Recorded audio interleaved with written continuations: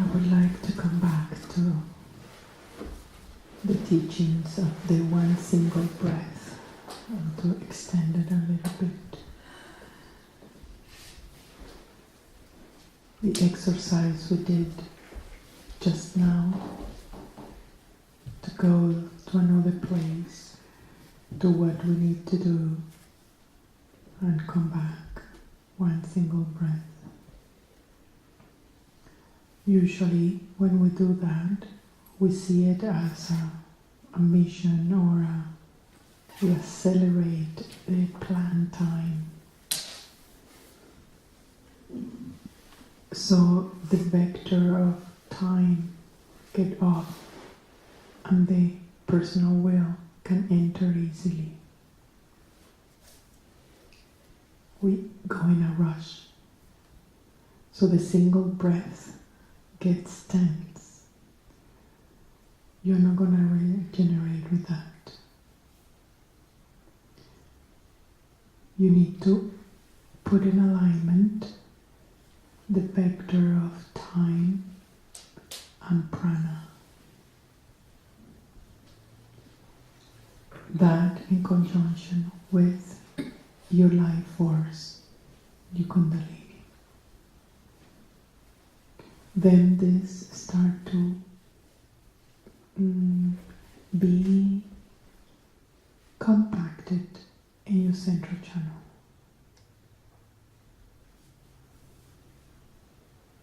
Your prana, the vector of time, the movement of one single breath that is relaxed,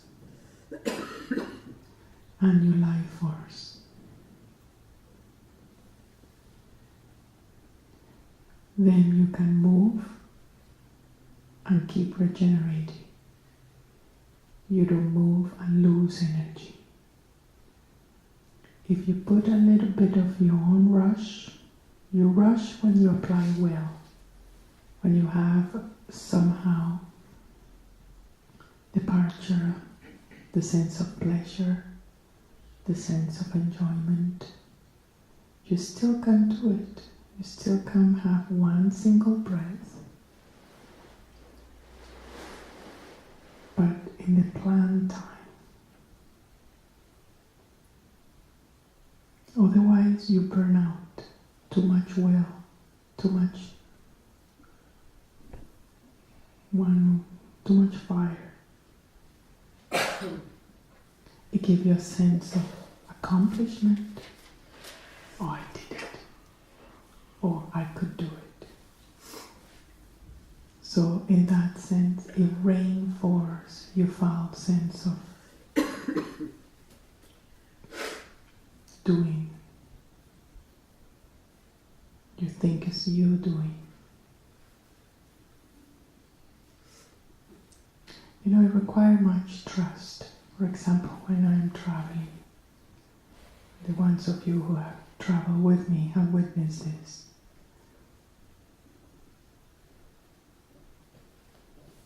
In the last trip we went to Peru and Bolivia, we booked our plane, the international plane, to go to Cusco.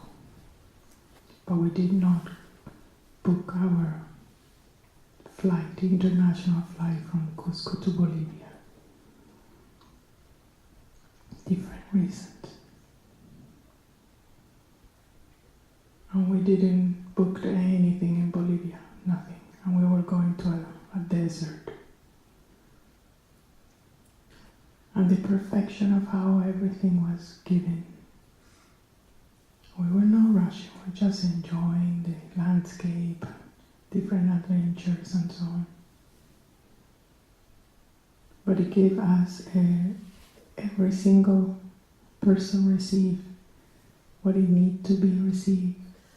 To purify, to destroy, to enhance, to whatever it was.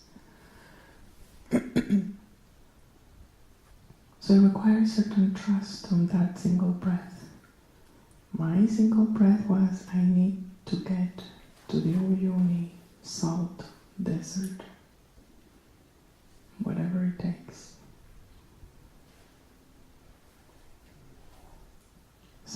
everything was supporting that breath, but that doesn't mean that we were relaxed and doing that. We were still having the feminine with it.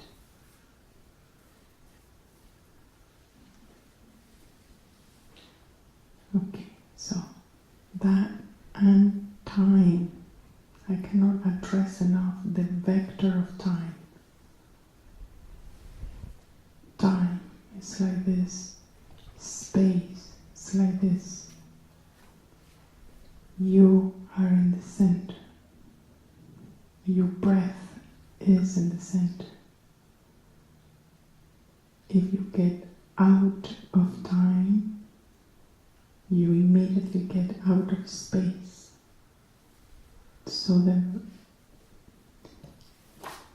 coordinates cannot support you. It's the nadis or the currents, the quadrants of the source.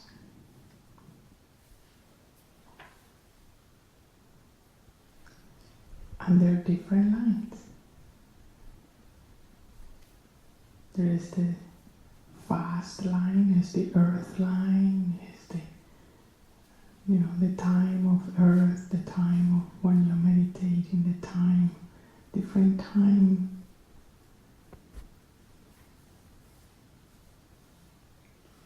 Sometimes are more refined, more subtle, and sometimes are more fast.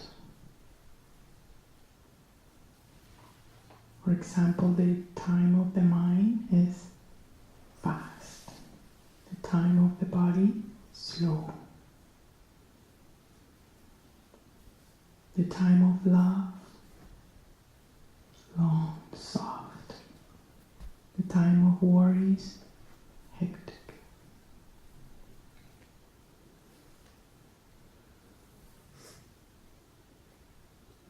The more refined your time is, the more you generate. Like when you're in love, you generate. How many of you have heard stories that people are sick and they fall in love and poof, they get healed? The time, the frequency of worry, you lose energy.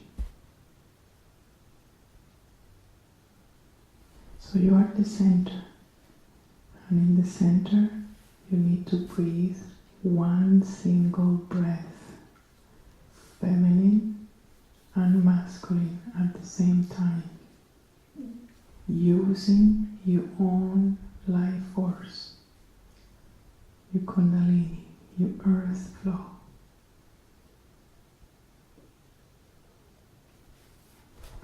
Right time, right space, right breath, doom, generation.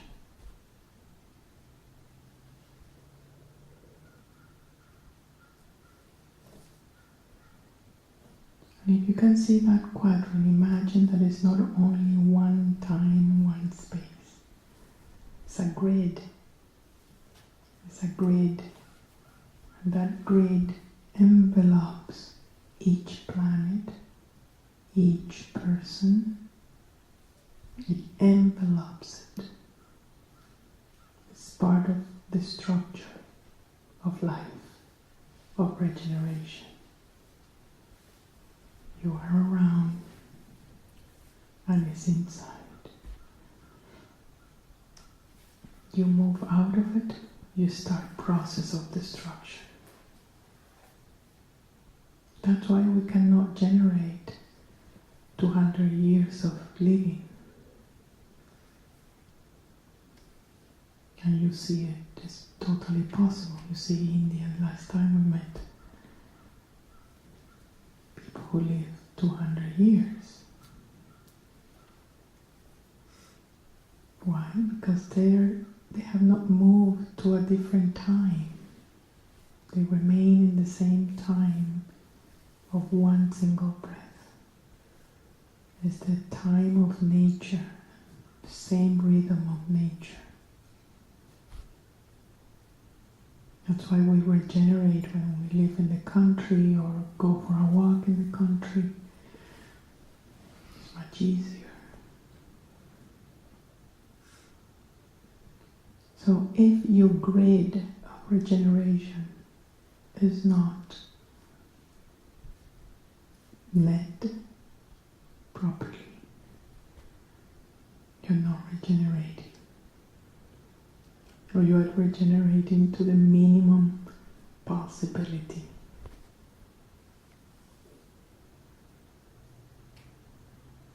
And it's so easy, it's not that difficult. All you need to do is simply recognize one single breath, one that is in the long term. The long-term breath is what? As a seeker, I imagine and I wish would be your own inner freedom.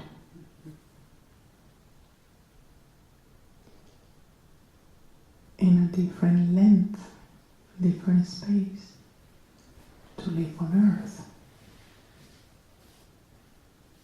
to be a human. In a different length, different space, to be a female. To express certain qualities of the divine, music, art, leadership, whatever it is.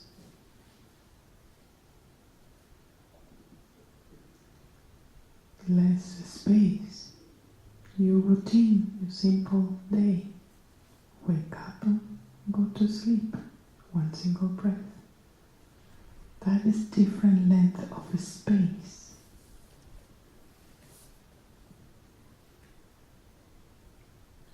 With different length of time.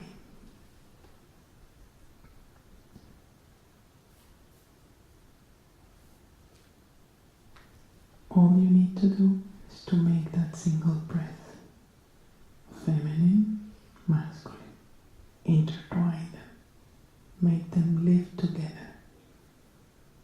There is still one point in mind, but you're soft, you're cool, you're relaxed. You're not in a rush. Because if you run, you cannot listen. The wind is too strong, you cannot listen to what the divine is ordering you to do.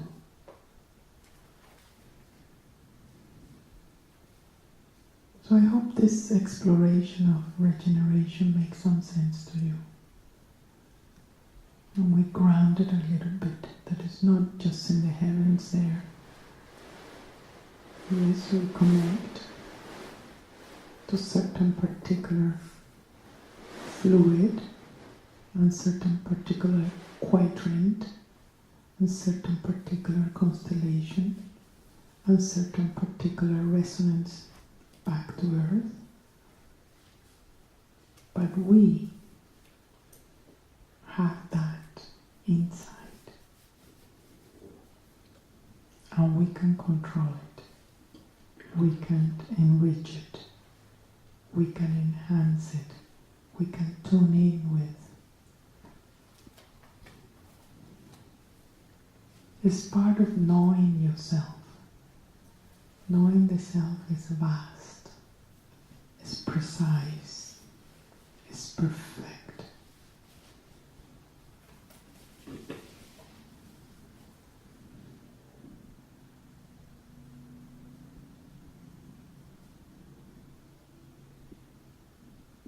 Now this weekend has been like the gathering or the embodiment of the journey we have taken in the last 11 weeks or so. The Council of the Earth, we put together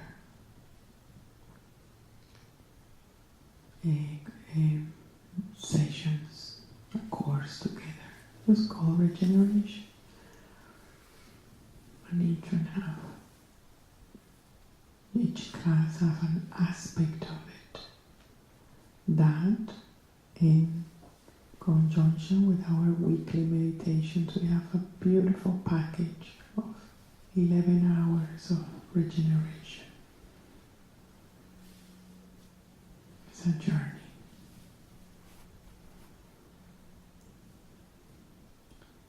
All right.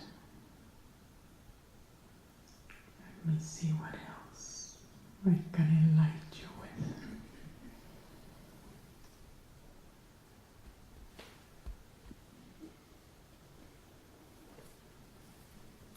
You're born with certain amount of breath. You're given certain amount of breath.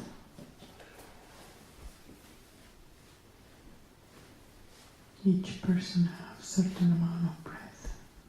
Some they allow that breath to live 2 years, 40 years, 30 years, whatever.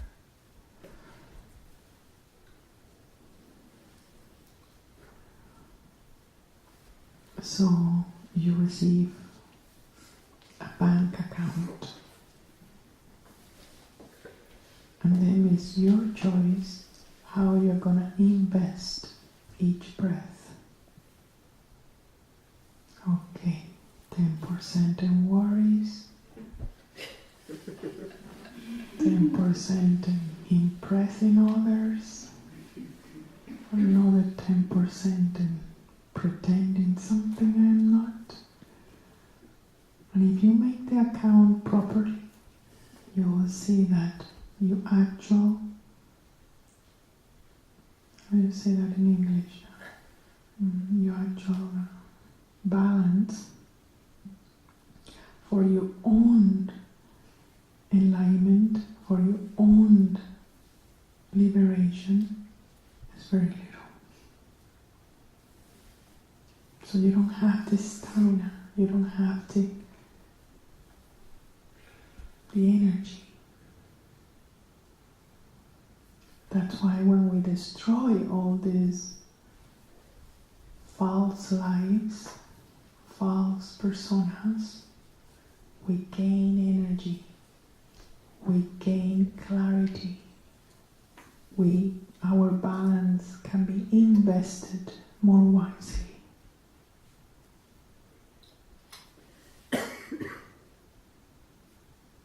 So don't think you have the whole eternity for it. You're given certain amount of energy. In each incarnation, this amount. This amount.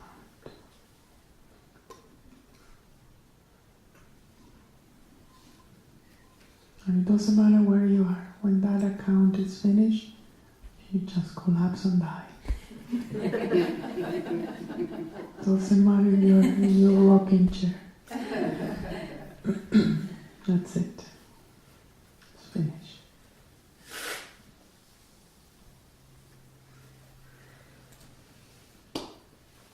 So the balance you have, make it 1 point breath.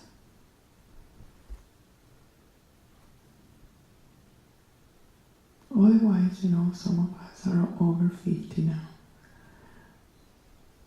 We get over 50 and say, okay, what is it? What I have cultivated? What do I am taking with me?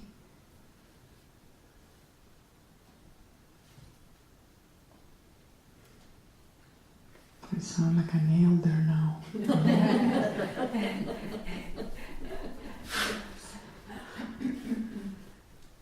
Don't lose your time. That doesn't mean that you cannot experience or that you cannot explore. But you're exploring under a bigger umbrella. The umbrella of getting free. Then you're still one-pointed.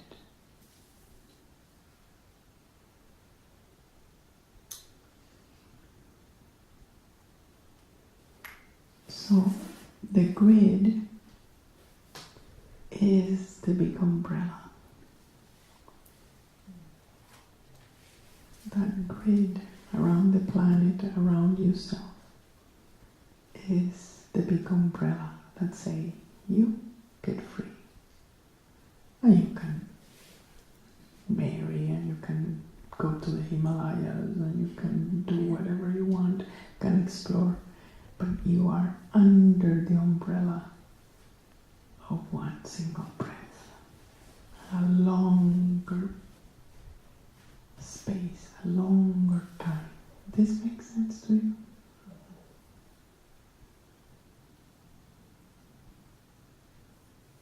That's the whole effort of the yogis in the Himalayas. Control of breath. Samadhi, control of breath. Breath of fire, control of breath. Retention, control of breath. To expand their life force. So they can have more time to realize oneself.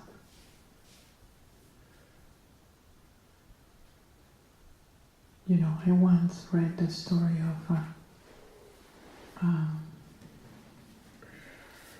Swami Rama, a yogi, a realized yogi from the Himalayas, from Rishikesh. And his teacher was also in the tradition of the Himalayan teachers. And the teacher found Swami Rama swimming in the Ganga.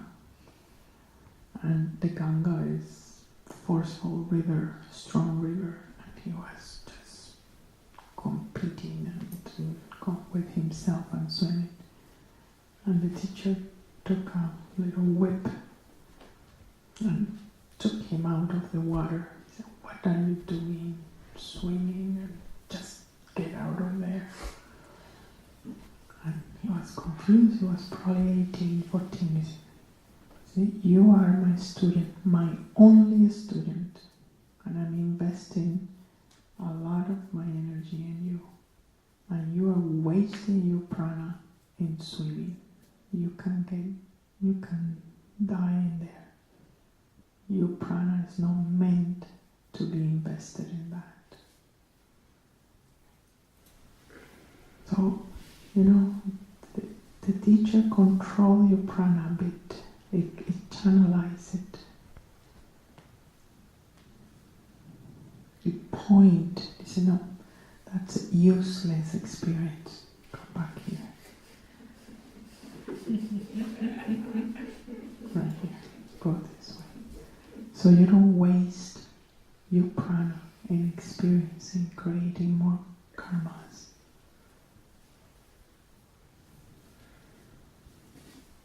So if you want to get free, you need prana, you need energy, you need the ability to regenerate yourself in time and in space.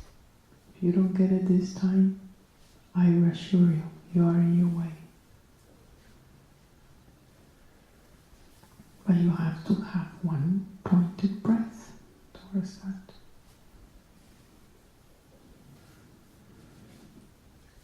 I'll catch you.